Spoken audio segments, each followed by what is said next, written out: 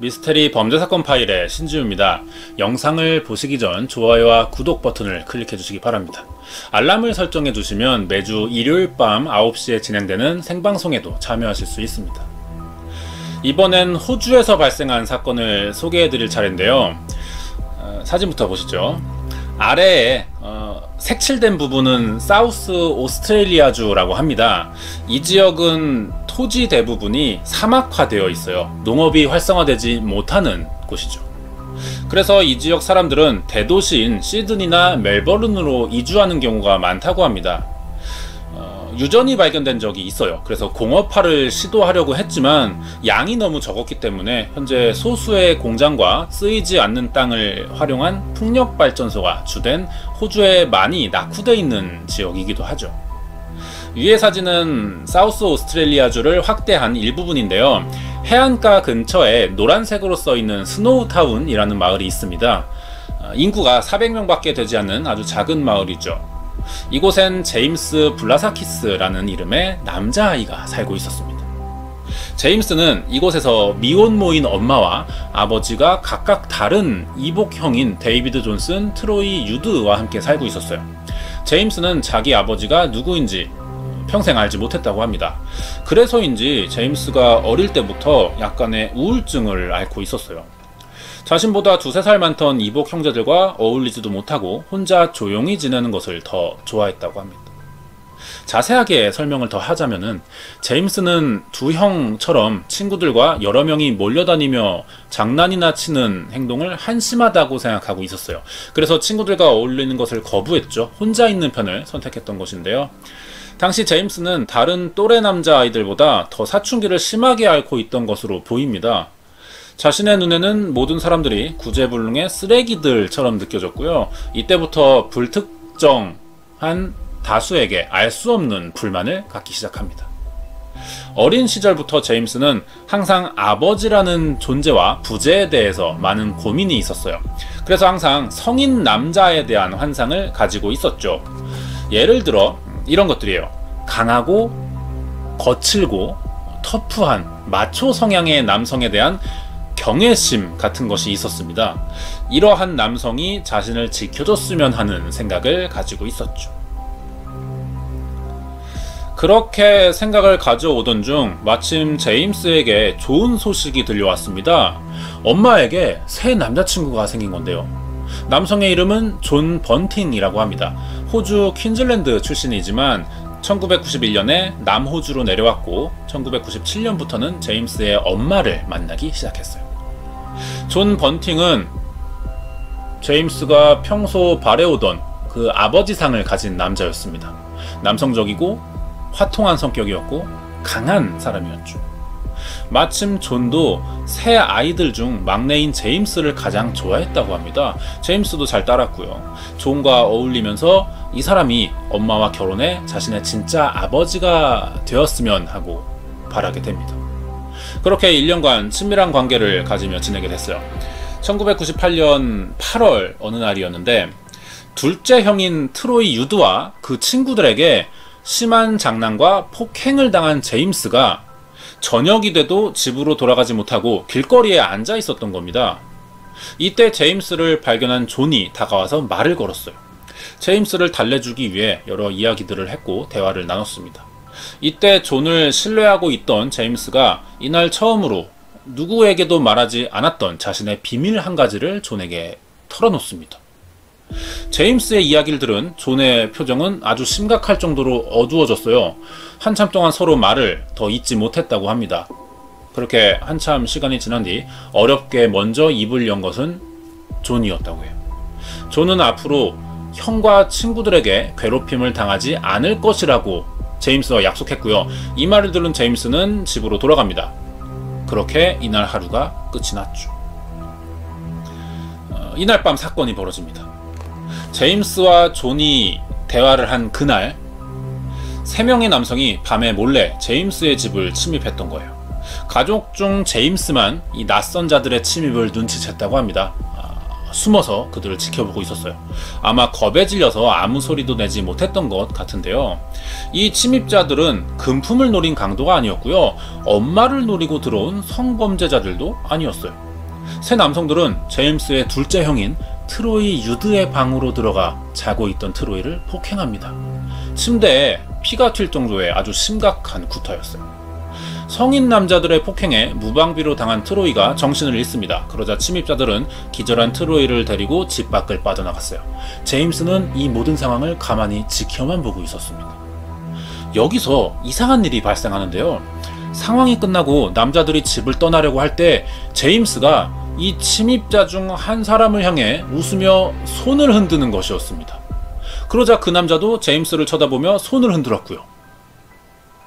제임스는 이날 밤 일어날 폭행 사건을 미리 알고 있던 것이죠. 제임스의 둘째 형인 트로이 유드를 공격한 세 남자 중 한 사람은 바로 이날 저녁에 제임스와 대화를 나누었던 엄마의 새 남자친구 존 번팅이었던 겁니다. 존은 집을 빠져나가며 제임스에게 같이 가자고 말했어요. 그러자 제임스가 이들을 따라 나섰습니다. 그리고 다시 돌이킬 수 없는 길을 가게 되었죠. 왜 이런 일이 벌어진 것일까요? 존 번팅이 트로이 유드를 공격하기 전인 그날 오후 두 사람이 했던 대화는 이런 내용이었습니다. 제임스가 밝힌 비밀은 자신이 4년 전부터 트로이와 친구들에게 성폭행을 당했고 현재도 끊임없이 성추행과 괴롭힘을 당하고 있다는 사실이었는데요. 존이 이 이야기를 들은 후 제임스에게 대신 아이들을 혼내주겠다고 약속했던 겁니다. 그렇게 사건이 시작되었던 것이죠. 존 번팅과 두 남자에게 끌려가 사라진 트로이는 이날 이후 자취를 감추게 됩니다. 그리고 10개월이 지난 1999년 5월 20일이 돼서야 발견됐죠. 그것도 염산이 가득 담겨있던 이 드럼통 안이었습니다.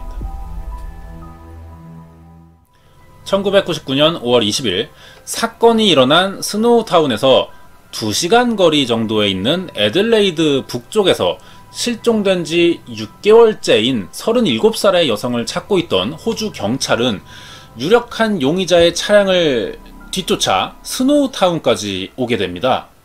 용의자의 차량은 스노우타운의 어느 오래된 건물에 주차되어 있었고요. 유력 용의자 운전자는 자리에 없었습니다. 이 건물은 예전에 은행으로 쓰이고 있었어요. 하지만 은행이 문을 닫은 이후 컴퓨터나 가전제품 등을 모아두는 창고로 사용되고 있었죠. 건물이 단단히 잠겨 있었다고 합니다. 겉으로 보기엔 오랫동안 관리되지 않은 것처럼 낙후된 폐허 같은 느낌을 주고 있었는데요. 경찰은 유력 용의자를 검거하기 위해 이 건물 안을 둘러봐야 한다고 생각했죠. 안을 둘러보던 경찰들은 여기서 한 가지 이상한 점을 발견합니다. 이곳은 물건을 쌓아두기 위해 사용되는 건물이었는데 내부가 정작 텅텅 비어 있다는 것이었어요. 경찰이 건물 안에서 찾은 것이라고는 이 큰 드럼통 6개가 전부였습니다. 그런데 이 드럼통에서 냄새가 너무 심하게 나고 있었어요. 경찰이 코를 막은 채 드럼통을 열어봤죠. 6개의 드럼통 안에는 아주 충격적인 내용물이 들어있었습니다. 이미 부패가 상당히 진행돼서 형체를 알아보기도 힘든 사람의 시체 8구가 들어있던 것이었어요. 이 중에 경찰이 찾고 있던 실종 여성 37살의 엘리자베스 헤이든과 10개월 전 집안에서 사라진 제임스의 이복형 트로이 유드가 포함되어 있었습니다. 경찰은 먼저 엘리자베스 실종 사건의 가장 유력 용의자이자 이 건물을 빌린 명의자 엘리자베스의 남편인 마크 헤이든을 검거하는 데 성공했죠. 그리고 마크의 증언을 토대로 사건의 관련자들을 연달아 체포하게 됩니다.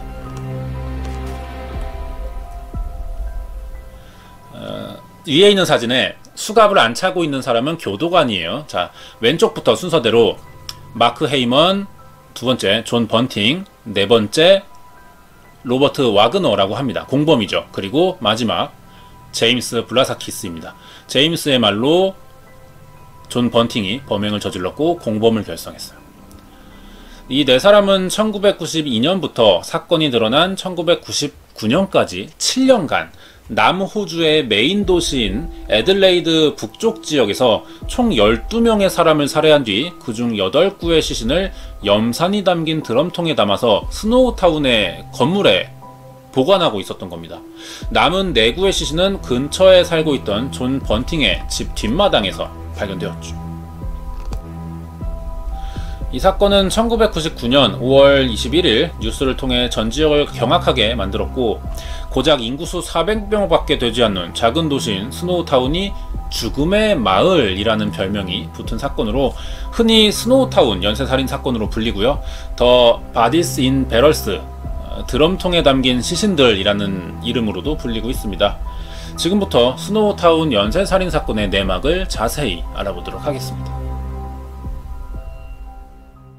사진에 보이는 인물들이 이 사건의 희생자들입니다. 아래 동그라미 친 두 명이 바로 제임스의 이복 형들인 트로이 유드와 데이비드 존슨이죠.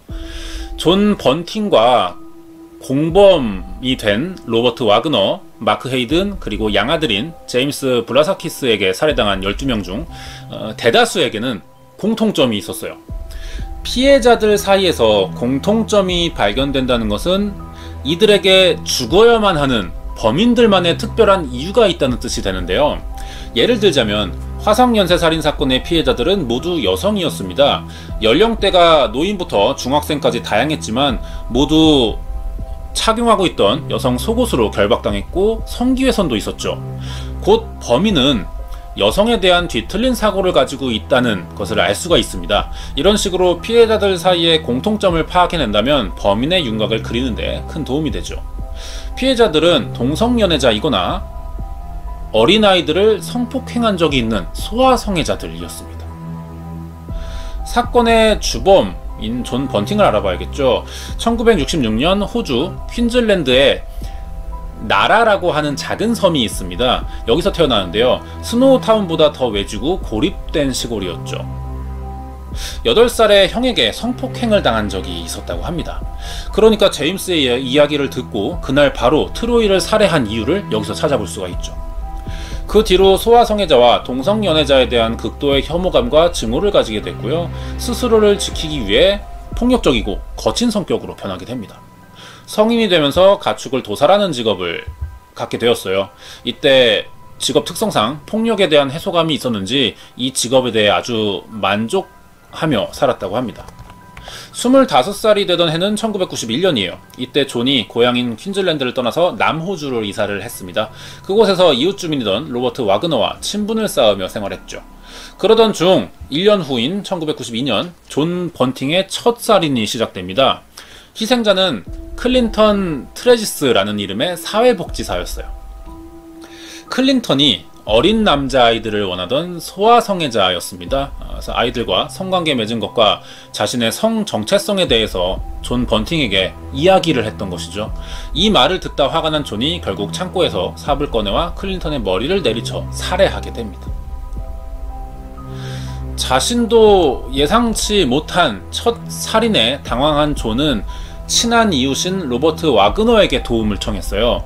사건 전후를 들은 로버트는 존에게 경찰에 자수하지 말고 클린턴의 시신을 집 뒷마당에 묻자는 제안을 합니다. 분명히 첫 살인은 분노에 의한 우발적 살인으로 보여요. 하지만 그 순간 살인이 주는 쾌락을 알게 된 존은 로버트와 함께 연쇄살인을 벌이게 되죠. 동성연애자나 아이들을 성추행한 적이 있다고 알려진 사람들이 이들의 범행 대상이 됐습니다. 보통의 연쇄살인범들은 범행 방식이 진화하죠. 어릴 때 방화나 동물 학대부터 시작하면서 그 대상이 사람으로 변하게 되고 그 강도도 점점 강해집니다. 간격도 짧아지고요. 여러 번의 경험을 통해서 자신만의 고유한 방식도 갖게 되죠. 그것을 현장에서 발견할 수 있는 범인의 시그니처라고 합니다. 하지만 존은 첫 범행부터 연쇄살인의 형태를 띠고 있었어요. 어쩌면 가축을 도살하면서 자신도 모르게 범행을 진화시키고 있었을지도 모른다는 생각이 듭니다. 첫 범행 이후 아주 대담해집니다. 점점 과감해지는 게 아니라 첫 살인 이후 바로 연쇄살인범으로 완성돼 버리죠. 그럴 수 있었던 이유는 조력자가 있었기 때문이라고 생각합니다. 첫 살인에서 도움을 준 로버트 와그너와 로버트와 친분을 가지고 있던 마크 헤이든의 존재 때문이죠. 1998년부터는 아내의 아들인 제임스 블라사키스도 연쇄살인에 가담시키기 시작했어요. 존 외에 이들이 범행에 쉽게 가담할 수 있었던 그 이유가 궁금할 텐데요. 양아들이 된 제임스의 경우 같은 성폭행 피해자였기 때문에 동질감을 느꼈을 것으로 보입니다. 로버트와 마크의 경우 성폭행을 당했는지 여부가 알려져 있지는 않지만 아마도 제임스와 마찬가지로 어릴 때 성폭행 내지는 성추행을 당한 경험이 있지 않을까 생각이 됩니다.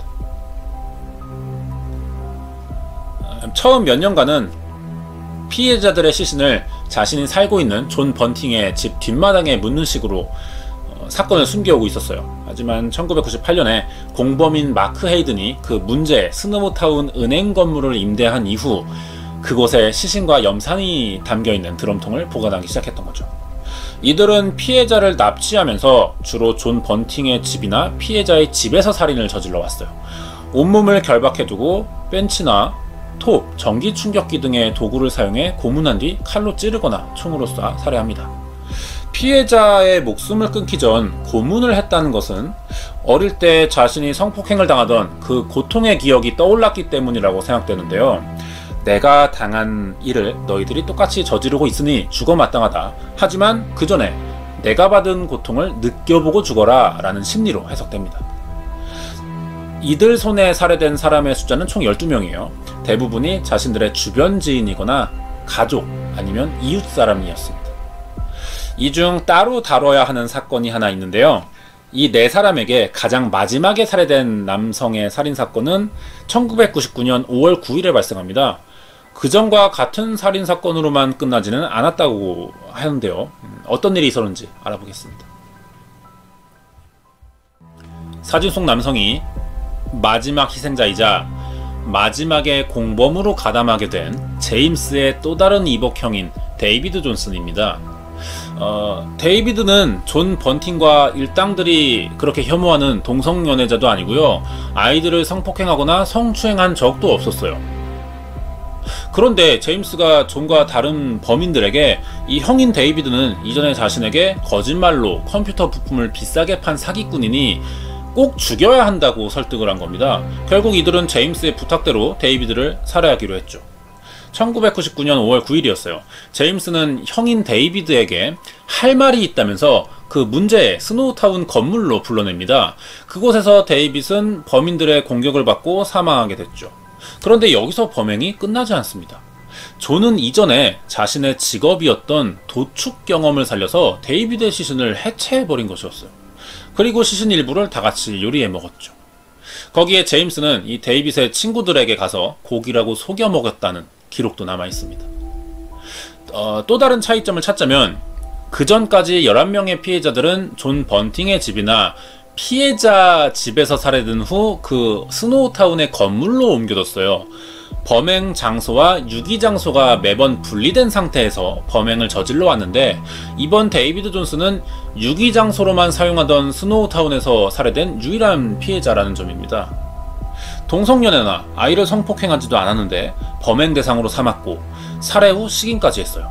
그리고 아지트로 삼아오던 시신 유기 장소에서 살인을 저지릅니다. 이전까지와는 분명히 다른 패턴의 범행을 저질렀던 것이죠. 범행에 대한 자신감을 가지게 된 것인지 아니면 자신들이 어릴 때 입은 피해에 대한 복수심 같은 건 이제 중요하지 않고 살인의 쾌락에 빠진 것인지 이런 행동의 변화는 정확히 알 수 없지만 중요한 점은 범인들은 그동안의 노하우를 살린 범행을 저지른 것이 아니라는 겁니다. 이전과 다른 행동을 했기 때문에 익숙하지 않을 것이고 어딘가에 분명히 흔적을 남겼을 가능성이 크죠. 그리고 경찰은 이 기회를 놓치지 않습니다. 데이빗의 살인사건 이후 10일 후인 1999년 5월 20일 호주 경찰은 공범 중 하나인 마크 헤이든을 뒤쫓고 있었어요. 그러던 중 우연히 문제의 스노우타운 건물을 발견해서 조사하게 됐고 호주 역사상 가장 끔찍한 연쇄살인사건이 7년 만에 알려지게 된 것입니다. 마지막 희생자인 데이빗과 마찬가지로 피해자 중 동성연애나 소아성애와 상관없이 살해된 사람도 있습니다. 로버트 와그너와 1985년부터 11년간 함께 살고 있던 베리 레인이라는 남성인데요. 크로스드레서라고 하는 남성의 정체성을 가지고 있지만 여장을 즐겨하는 사람이었습니다. 물론 존 번팅은 베리를 아주 싫어했죠. 더러운 것이라고 부르면서 싫은 내색을 전혀 숨기지도 않았습니다. 하지만 존은 베리가 크로스드레서라는 이유로 살해하지는 않았었어요.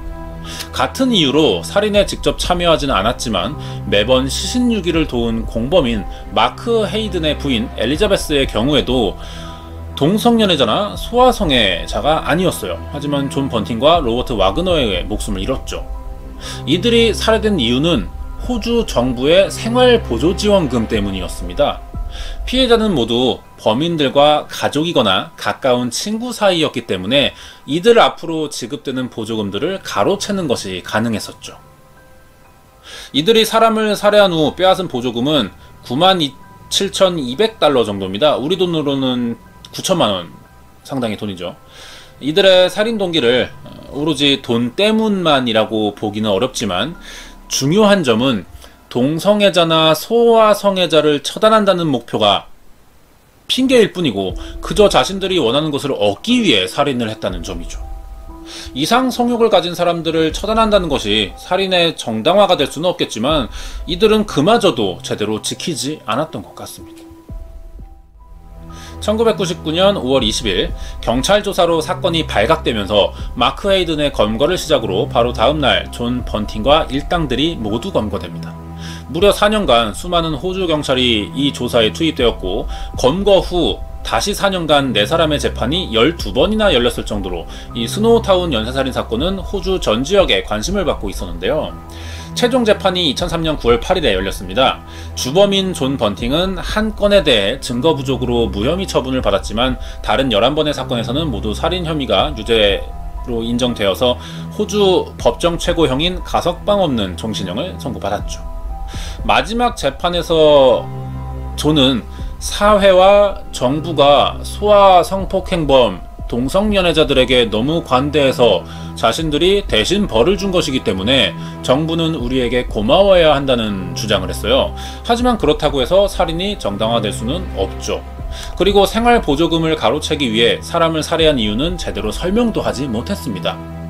살해된 사람 중 남에게 피해를 준 적 없이 단순히 동성연애를 선호하는 사람들도 포함되어 있었고 엘리자베스 헤이든이나 데이비스 존슨과 같이 무고한 사람도 있었습니다. 재판에서 한 주장과 상당히 모순되는 부분이죠. 존 번팅은 2003년 당시만 하더라도 호주에서 가장 많은 사람들을 살해한 연쇄살인범으로 기록됐습니다. 그럼 존 번팅을 도운 공범들도 그만큼에 해당되는 죄값을 받아야 할 텐데요. 로버트 와그너의 경우 10건의 살인에서 유죄가 인정됩니다. 마찬가지로 가석방 없는 종신형을 선고받았고 제임스는 두 이복 형제와 2번의 추가 살인에 가담한 총 4건의 살인으로 가석방 없는 26년형, 가장 먼저 검거된 마크 헤이든은 시신 보관과 유기를 도운 사실이 인정됐지만 살인에는 가담하지 않았다고 판단돼서 18년간 가석방을 신청할 수 없는 최종 25년 헌응을 선고받게 됩니다. 이 사건은 2011년에 스노우타운이라는 제목으로 호주에서 영화로 제작된 적이 있습니다.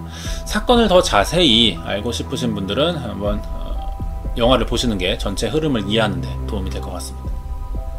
사건이 일어난 스노우타운이 언론을 통해 공개되자 문제의 그 은행 건물을 구경하기 위해 수많은 관광객들이 몰려왔어요. 그 덕에 해당 지역이 경제적 호황을 봤다고 하는데요.